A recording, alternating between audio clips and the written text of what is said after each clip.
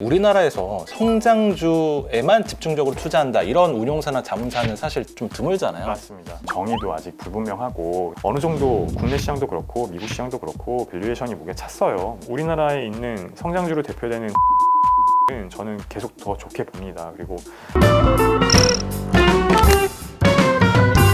안녕하세요. 부자를 꿈꾸는 개미 여러분, 북꿈입니다. 이번 시간에는 아무래도 여러분들이 가장 관심이 많으신 주제일 것 같은데요. 성장주에 관한 이야기를 좀 해볼까 합니다. 최근에 이제 성장주로 대표되는 이제 테슬라 주가가 막 불꽃같이 오르면서 나도 여기에 좀 타야 되나 뭐 이런 고민하시는 분들이 많으실 것 같아요. 그래서 저희가 이 여의도에서 성장주 투자로 유명하신 전문가 한 분을 모셨습니다. 미시간 투자자문의 김태훈 대표님이십니다. 안녕하세요. 안녕하세요. 네. 안녕하십니까. 네, 안녕하세요. 네. 혹시 모르시는 분들을 위해서 제가 간단히 좀 소개를 해드릴게요. 네. 김태훈 대표님은 이전부터 이제 여의도에서 성장주 투자, 그 중에서도 이제 4차 산업혁명과 관련한 투자로 유명했던 펀드 매니저셨고, 한국 투자신탁운용에 계셨죠. 맞습니다. 이제 거기서 이제 운영하셨던 펀드가 한국의 4차 산업혁명 펀드였었는데, 네. 이게 또 굉장한 수익률을 거두면서 여의도에서는 정말 성장주 투자에서는 따라갈 수 없는 스타 매니저다 뭐 이런 평판이 많았어요. 그래서 아닙니다. 최근에 회사를 나와서 이제 투자자문사를 이제 새로 차렸다고 하시길래 네.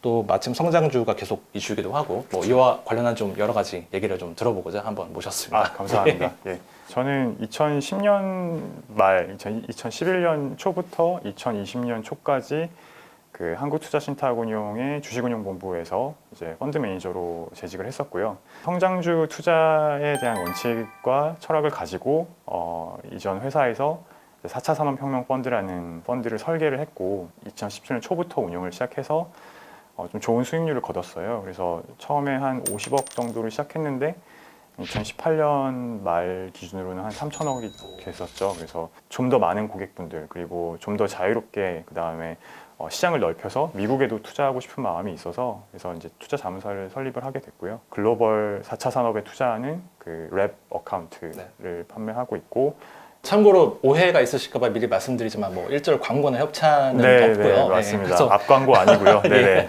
뒷광고도 아니고 앞광고도 네. 아닙니다. 우리나라에서 성장주에만 집중적으로 투자한다 이런 운용사나 자문사는 사실 좀 드물잖아요. 맞습니다. 고객분들과 PB분들과 접점을 갖고 이제 대화를 나누다 보면은 막연하게 성장주 투자는 어떻게 보면 모멘텀 투자다 그렇죠. 네. 또는 뭐 위험하다, 모범 투자, 단타다 이렇게 생각을 많이 하시는데 과거에 종합 주가 지수나 또는 나스닥 지수가 상승했던 걸 보면은 금융위기 이후만 이제 잘라서 보더라도 2008년 이후에 나스닥 지수가 한 8배 넘게 올랐거든요. 우리나라 코스피도 이제 뭐 3천 시대가 왔지만 그 기간 동안 가장 많이 오른 종목들은 사실 성장주들이었어요. 성장주들을 사실 단기적으로 봤을 때는 변동성도 크고 어떻게 보면은 차익 실현에 대한 욕구가 굉장히 커지는 그런 변동성이 큰 종목들이 많은데 이걸 좀 긴 호라이즌으로 넓혀서 기간을 좀 넓혀서 이제 장기 투자를 하시다 보면은 훨씬 더 수익률도 극대화될 수 있고 한 가지 드는 궁금증이 성장주는 뭐냐일 것 같아요. 네네. 사전적으로 뭐 정의된 뭐 그런 건 없잖아요, 사실. 네, 그런 질문을 저도 많이 받아요. 이제 어떤 교과서에 나와 있는 정의도 아직 불분명하고 제가 생각하는 성장주는 단기적으로 어떤 기업 어닝이 뭐 한 1, 2개 분기 빠졌다가 반등하는 일시적으로 이제 기업 이익이 올라오거나 또는 매출이 성장해서 그게 성장주가 아니라 지속 가능한 성장을 할 수 있는 기업들이 성장주라고 생각해요. 그리고 주식은 이익의 함수라고 그쵸. 많이 얘기하잖아요. 네. 주식 가격이 뭐 예를 들면 타겟 프라이스를 여쭤보실 때 그럼 마찬가지로 주식은 이익의 함수니까 주식이 얼마나 올라갈 거라고 예상하면 이익이 얼마나 늘어야 될까라는 예상치가 또 나와야겠죠. 네. 그래서 그런 관점으로 조금 보시면 좋을 것 같고 대표님만의 혹시 그 성장주 고르는 노하우, 어떤 성장주에 투자를 해야 되고 어떻게 성장주를 발굴을 해야 되는지 좀 방법이 있다면. 그 회사의 비즈니스 모델이 얼마나 확장성이 있는지 그리고 그 기업의 놓여 있는 시장이 얼마나 성장성이 있는지가 가장 첫 번째로 중요하고요. 그러니까 요새 미국에서는 이제 Total Addressable Market이라고 해서 TAM이라고 하거든요. 네네. TAM. 그 기업이 놓여 있는 접근 가능한 시장의 규모와 성장성이 그 회사가 매출을 성장할 수 있는 그 여력이 업사이드가 이제 매겨지는 거기 때문에 지금 당장 매출이나 이익이 나지 않더라도 놓여 있는 포지션이 돼 있는 시장의 성장성이 높다면 충분히 높은 밸류에이션을 받을 수 있고 CEO, 그러니까 창업주, 그다음에 경영자, 최고 경영자와 임원진들에 대한 정성적인 평가도 굉장히 중요해요. 그리고 한 예로 이제 앨런 머스크와 같이 정말 창업주가 기업을 경영하고 그 기업을 뭐 마케팅도 하고 그다음에 전략을 짜서 좋은 제품을 만들고 고객에게 그 상품이 도달할 때까지 이 모든 일련의 과정을 다 케어하는 CEO들도 굉장히 많거든요. 또 CEO나 어떤 그 기업 임원진들의 그 경영 전략들이 또 굉장히 중요한 부분이 하나가 뭐냐면 그런 전략들로 하여금 뭐 M&A가 될 수도 있고요. 그다음에 마케팅 전략이 될 수도 있고 CEO의 세계관이 그 기업에 투여가 됐을 때 어떤 새로운 시장이 열렸을 때 그걸 도전을 하느냐 안 하느냐도 그 기업 가치에 굉장히 크게 차지하는 부분이 있기 때문에 말씀하신 대로 이제 정성적인 부분, 꼭 어떤 재무적인 성과뿐만 아니라 정량적인 부분뿐만 아니라 정성적인 부분도 굉장히 중요하다라고 말씀을 드릴 수 있을 것 같아요. 뭐 성장주를 내가 직접 뭐 발굴을 해보고 또 거기에 직접 투자하는 것도 물론 중요하지만 사실 이게 또 어렵고 워낙 또 리스크도 높으니까 네. 뭐 대안으로 선택할 수 있는 게 뭐 성장주를 담고 있는 뭐 ETF에 투자를 한다든지 최근에 미국에서 가장 뜨고 있는 게 그 아크인베스트잖아요. 그래서 좋은 방법이라고 생각해요. 왜냐하면 아무래도 정보의 접근성이 그 기업의 실적을 계속 팔로우하거나 이제 다들 본업이 있으신 분들이니까 그래서 어떻게 보면 전문가에게 소정의 수수료를 내고 전문가의 식견을 구매하는 거니까 그거는 사실 좋은 방법이라고 생각해요. 근데 이제는 조금 이제 전문가 입장에서 그러니까 오랜 시간 투자했던 사람으로 판단했을 때는 어느 정도 국내 시장도 그렇고 미국 시장도 그렇고 밸류에이션이 무게 찼어요. 국내도 코스피는 뭐 PER 선행 PER 기준으로 한 14배 정도까지 올라왔고 히스토리컬 하이긴 하거든요. 어떤 조그만 악재에도 그 시장의 지수의 변동성이 좀 커질 수 있다라는 부분을 말씀드리고 싶어서 그 포트폴리오 관점에서 변동성을 줄이고 위험 대비 수익률을 좀 관리할 수 있는 전문가에게 맡기는 것도 저는 좋은 전략이라고 생각해요. 이제 유동성을 빼놓을 수 없다는 네. 얘기를 또 하더라고요. 네. 그러니까 이 금리가 낮아지고 돈이 시장에 계속 풀리니까 아무래도 이 돈을 가지고 성장주에 베팅을 하는 사람이 늘고 계속 이제 돈을 풀 수는 없으니까 언젠가 이거를 유동성을 회수를 하게 되면 성장주가 제일 먼저 타격을 받지 않겠느냐 이런 좀 우려들이 있어서 맞아요. 이거는 좀 어떻게 보세요? 저도 걱정하는 부분이고요. 그리고 많은 투자자분들께서 그 시장 금리의 상승에 대한 우려가 굉장히 있으실 것 같아요. 그리고 이미 많이 오른 종목들은 대부분 성장성이 높은 희소 가치가 높았던 기업들. 그러니까 왜냐하면 팬데믹 이 창궐 하면서 글로벌 증시, 글로벌 경기가 역성장하면서 그 성장성에 대한 희소 가치에 대한 프리미엄이 굉장히 올라갔던 거였거든요. 네네. 이제 백신이 맞기 시작하고 팬데믹이 조금 사그러들면서 집단 면역이 생기면은 사실 경기도 순환적으로 이제 업사이클이 나오는 거거든요. 그렇게 되면 당연하게, 그러니까 경기가 순환적으로 회복이 되기 때문에 그 시장 금리가 지금 뭐 미국 국채 10년물만 봐도 뭐 1.5%까지 가까이 올라와 있는 상황이라서 뭐 많은 분들이 어떻게 보면은 요구 수익률이 올라감에 따라서 밸류에이션의 할인율이 높아질 수 있다. 그렇죠. 그렇기 때문에 높은 PER을 받고 있는 기업들에 대한 우려가 많이 커지고 있는 상황은 맞아요. 다만 집단 면역이 생기더라도 이제 정상화된 어느 시점에서는 결국은 어떻게 보면 주식시장에서는 성장을 더 많이 할 수 있는 기업들에 대한 성장주에 대한 선호가 다시 올라갈 수 있다고 보고 있어요. 네. 그리고 아직 그 미국 기준 금리도 뭐 거의 뭐 제로 금리에 가까우니까 아직 테이퍼링도 시작도 안 했고 그다음에 페드 레이트 그 기준 금리 상향도 없었기 때문에 아직까지 어떤 유동성에 대한 우려, 그다음에 성장주에 대한 그 어떤 밸류에이션에 대한 우려는 약간 좀 이른 감이 없지 않나라는 생각을 갖고 있습니다. 근데 다만 또 말씀드릴 수 있는 거는 작년에 워낙 이제 팬데믹에 대한 이슈 때문에 성장주들이 굉장히 많이 올랐잖아요. 그렇죠. 글로벌하게. 그래서 작년과 같은 어떤 굉장히 폭발적인 수익률을 기대하는 거는 조금 어렵지 않나.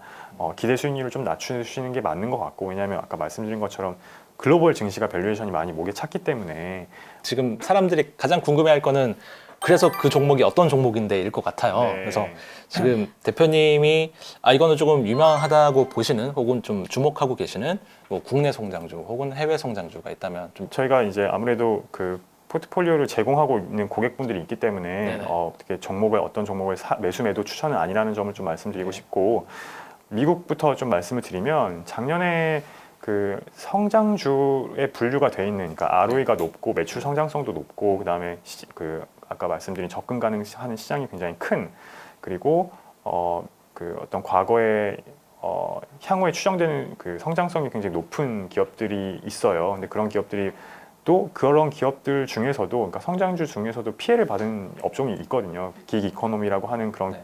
어떤 공유 경제 네. 내에 있는 기업들인데, 예를 들면 뭐 잘 아시는 우버나 뭐 리프트나, 그다음에 최근에 상장된 에어비앤비나, 그다음 말씀하신 위워크도 마찬가지고 상장되어 있지는 않지만 그런 기업들은 사실 그 어떻게 보면은 프리랜서로 활동하는 고용인들이 팬데믹에 따른 경제 활동이 제한이 되면서 기업 가치도 굉장히 많이 빠졌고 매출도 실제로 뭐 8, 90% 빠진 기업들도 많이 있거든요. 근데 이제 백신 접종이 시작됐고 경제가 정상화되면서 어떻게 보면 노동의 유연성은 더 높아진 상황에서 그런 어떤 펜트업 디맨드, 그 이연 수요가 발생하는 시점이 다가오고 있기 때문에 덜 오른, 그다음에 기업 가치도 조금 덜 반영된, 업사이드가 좀 더 많아 보이는 그런 어떤 공유 경제 기업들을 좀 좋아하는 편이고요.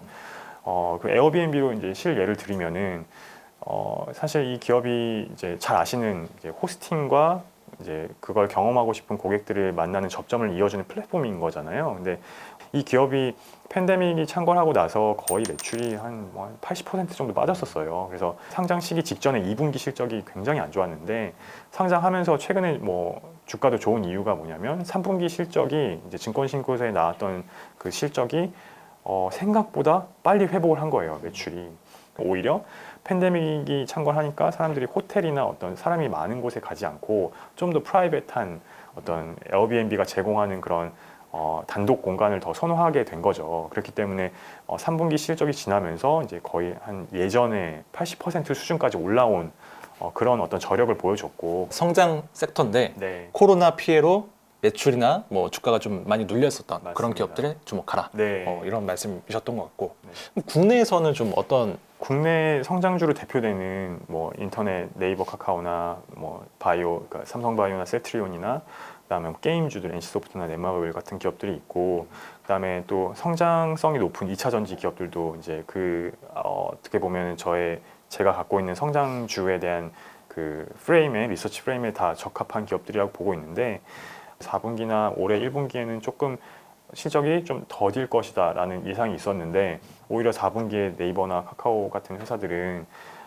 한번 락인이 된 고객분들이 더 많이 사용하게 된 거죠. 그래서 성장률이 오히려 더 가속화되는 숫자가 나오니까 주가는 다시 한번 이제 올라가는 것처럼, 우리나라에 있는 성장주로 대표되는 대형주들은 저는 계속 더 좋게 봅니다. 그리고 전기차 시장도 이제 막 그 침투율이 뭐 글로벌하게 봤을 때 3%, 뭐 5% 정도밖에 안 되기 때문에 시장에서 이제 배터리가 굉장히 중요한 부분을 차지하고 있고, 그 배터리를 정말 효율적으로 싸게 만들 수 있는 규모의 경제를 갖고 고객들에게 이제 대형 애플이나 뭐 테슬라나 다른 전기차 기업들에게 제공할 수 있는 기업들에 대한 성장성은 계속 될 것 같아요. 그래서 이게 뭐 산업의 성장성도 물론 중요하지만 뭐 특히 최근에 배터리는 좀 여러 가지 이슈들이 많아서 네. 아시겠지만 소송 이슈도 있고 네. 그리고 이제 뭐 화재 이슈도 있고 해서 그런 것들은 좀 어떻게 보세요? 이게 장기 성장에 좀 큰 영향을 미칠 거라고 보시는지, 아니면은